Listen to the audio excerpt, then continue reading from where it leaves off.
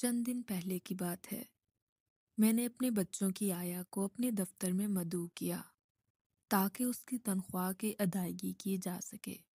میں نے یولیا واسلیونا کو بیٹھنے کا اشارہ کرتے ہوئے کہا، بیٹھو۔ تمہیں تنخواہ دینے سے پہلے تمہارے سامنے کچھ حساب رکھنا چاہتا ہوں۔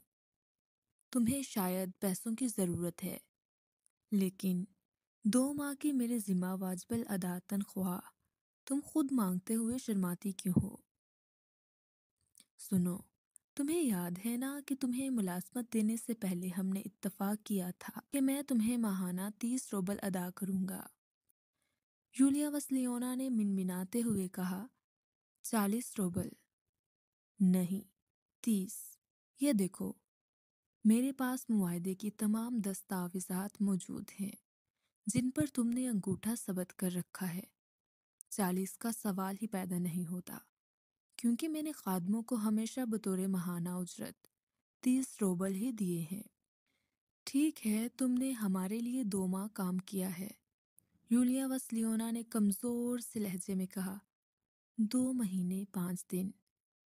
نہیں، ٹھیک 2 مہینے۔ یہ دیکھو تمہارا حاضری کارڈ، میرے پاس ہر چیز ریکارڈ میں موجود ہے۔ اس طرح طے شدہ تنخواہ کے حساب سے تم 60 روبل کی مستحق ہو۔ ہم اس میں سے 9 اتوار کی چھٹیاں کاٹ لیتے ہیں، کیونکہ اتوار کو کولیا میری بیٹی کی چھٹی ہوتی تھی، تو تم اس دن اسے لکھانے پڑھانے کے بجائے صرف اس کے ساتھ صبح اور شام کی سیر کے لیے جاتی تھی۔ پھر تم نے ذاتی کام کاج کے لیے 3 دن کی چھٹیاں کی تھیں۔ یولیا واسلیونا کا چہرہ بے بسی کے مارے زرد ہو چکا تھا اور وہ اپنی انگلیوں سے قمیض کے کنارے کو لپیٹ رہی تھی، لیکن اس نے ایک لفظ بھی نہیں کہا۔ 9 اتوار کی چھٹیاں اور تمہاری اپنی 3 چھٹیاں کاٹ لیں تو 12 ایام کے کل 12 روبل بنتے ہیں۔ کولیا 4 دن سے بیمار تھی اور اس دوران اسے کوئی سبق نہیں پڑھایا گیا۔ تم نے صرف وریا کو پڑھایا تھا اور 3 دن تمہارے دانتوں میں درد تھا، اس لیے میری بیوی نے تمہیں اجازت دی کہ دوپہر کے کھانے کے بعد پڑھانے کے بجائے آرام کرو۔ تو 12 جمع 7 19 کو منحا کیا، بقیہ 41 روبل، ٹھیک ہے؟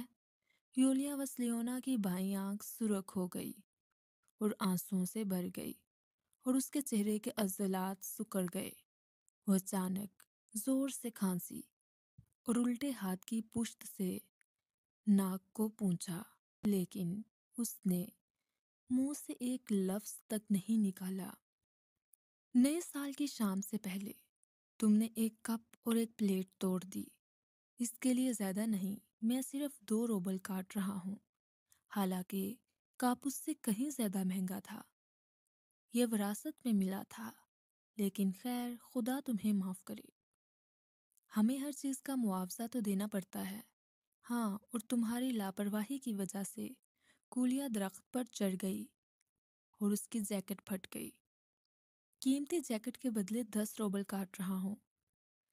تمہاری غفلت کی وجہ سے نوکرانی نے وریا کا ایک جوتا چرا لیا، حالانکہ بچوں کے سامان کی حفاظت کرنا تمہارا فرض ہے، جس سے تم نے کوتاہی برتی اور تم اپنا فرض نبھانے کی ہی تنخواہ لیتی ہو۔ اور اس طرح میں نے جوتوں کے بھی 5 روبل کاٹ لیے۔ 10 جنوری کو تم نے مجھ سے 10 روبل ادھار لیے۔ یولیا واسلیونا نے سرگوشی کے انداز میں کمزور سا احتجاج کیا۔ نہیں، میں نے نہیں لیے، لیکن یہ دیکھو، اس تاریخ کو میرے حساب میں لکھا ہوا ہے۔ تم جانتی ہو حساب کتاب میں کتنا اصول پسند ہوں۔ اچھا ٹھیک ہے، لے لیے ہوں گے۔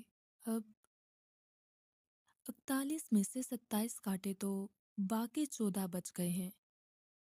اس کی آنکھیں آنسوؤں سے بھری ہوئی تھیں اور اس کی لمبی خوبصورت ناک پر پسینے کے قطروں سے موتیوں کی مالا بن گئی تھی۔ میں غریب لڑکی ہوں، اس نے کانپتی ہوئی آواز میں کہا۔ میں نے فقط ایک بار ادھار لیا، وہ بھی میں نے آپ کی بیوی سے 3 روبل لیے۔ اس کے علاوہ میں نے اور کچھ نہیں لیا۔ کیا واقعی؟ دیکھو، مجھے تو ان 3 روبل کا علم ہی نہیں تھا، نہ ہی حساب کتاب کے گوشواروں میں ان کا ذکر ہے۔ 14 में से 3 काटते हैं और बाकी बचते हैं 11 रूबल। ये रही तुम्हारी तनख्वाह। 3 3 3, 1 1। आओ आगे बढ़ो और इन्हें वसूल करके तस्दीकी अंगूठा सबत कर दो। और मैंने 11 रूबल उसकी तरफ बढ़ाए तो उसने उन्हें लेकर कांपती उंगलियों से अपनी जेब में डाला और सरगोशी की, शुक्रिया जनाब। तो मैं उठकर कमरे में टहलने लगा और गुस्से ने मुझे अपनी लपेट में ले लिया।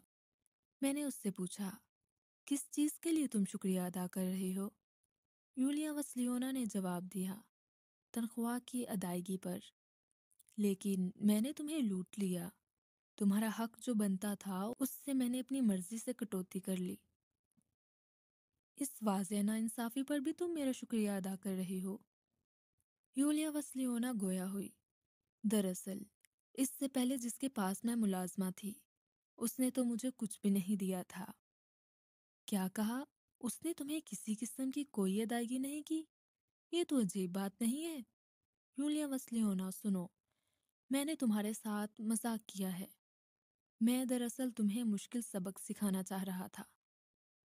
मैं तुम्हें तुम्हारी मुकम्मल तनख्वाह अदा करूंगा, पूरे 80 रूबल। वो देखो तुम्हारे लिए।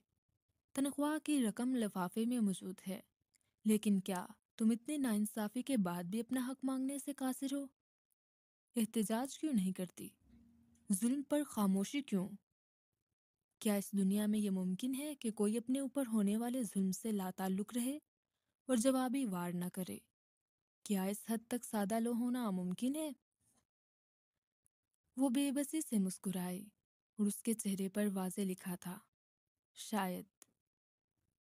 मैंने उसे सख्त सबक सिखाने के लिए उससे माजरत की और पूरे 80 रूबल उसके हवाले कर दिए। उसने बेयकीनी और हैरत के साथ शर्माते हुए मेरा शुक्रिया अदा किया और चली गई। उसको जाते हुए देखकर मैंने सोचा, वाकई इस दुनिया में कमज़ोरों को कुचलना कितना आसान है।